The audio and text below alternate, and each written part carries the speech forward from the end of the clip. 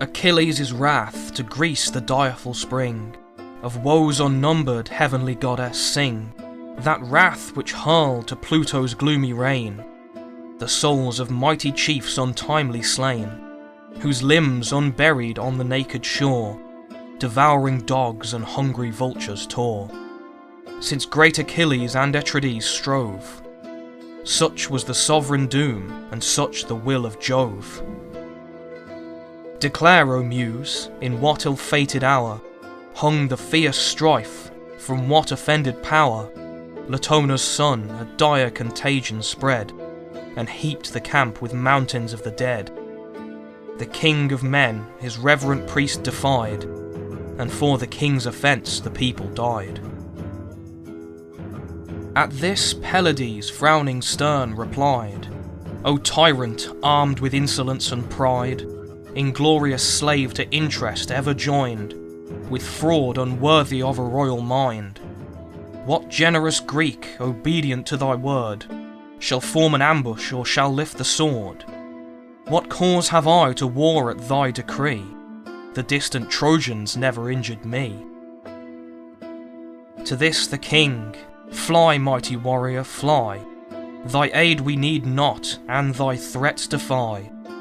There want not chiefs in such a cause to fight, and Jove himself shall guard a monarch's right. Of all the kings the gods' distinguished care, to power superior none such hatred bear. Strife and debate thy restless soul employ, and wars and horrors are thy savage joy. If thou hast strength, 'twas heaven that strength bestowed, for know, vain man, thy valour is from God. Achilles heard, with grief and rage oppressed, his heart swelled high and laboured in his breast. Distracting thoughts by turns his bosom ruled, now fired by wrath and now by reason cooled, that prompts his hand to draw the deadly sword, force through the Greeks and pierce their haughty lord. This whispers soft his vengeance to control, and calm the rising tempest of his soul. Just as in anguish of suspense he stayed, while half unsheathed appeared the glittering blade, Minerva swift descended from above, sent by the sister and the wife of Jove, for both the princes claimed her equal care. Behind she stood, and by the golden hair Achilles seized, to him alone confessed. A sable cloud concealed her from the rest. He sees, and sudden to the goddess cries, known by the flames that sparkle from her eyes. Descends Minerva, in her guardian care, a heavenly witness of the wrongs I bear from Atreus' son. Then let those eyes that view the daring crime behold the vengeance too. Forbear, the progeny of Jove replies, to calm thy fury I forsake the skies. Let great Achilles to the gods resigned, to reason yield the empire of his mind. By awful Juno this command is given, the king and you are both the care of heaven. The force of keen reproaches let him feel, but sheathe, obedient, thy revenging steel. For I pronounce, and trust a heavenly power, thy injured honour has its fated hour.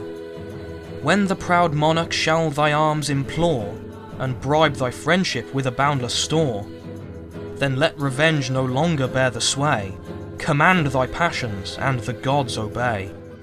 To her Pelides, with regardful ear, 'tis just, O goddess, I thy dictates hear. Hard as it is, my vengeance I suppress. Those who revere the gods will bless.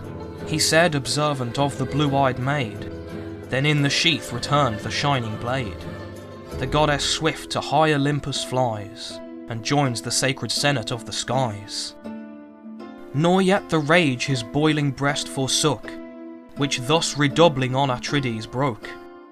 O monster mixed of insolence and fear, thou dog in forehead but in the heart a deer, when wert thou known in ambushed fights to dare, or nobly face the horrid front of war? 'Tis ours the chance of fighting fields to try, thine to look on and bid the valiant die. So much 'tis safer through the camp to go, and rob a subject than despoil a foe.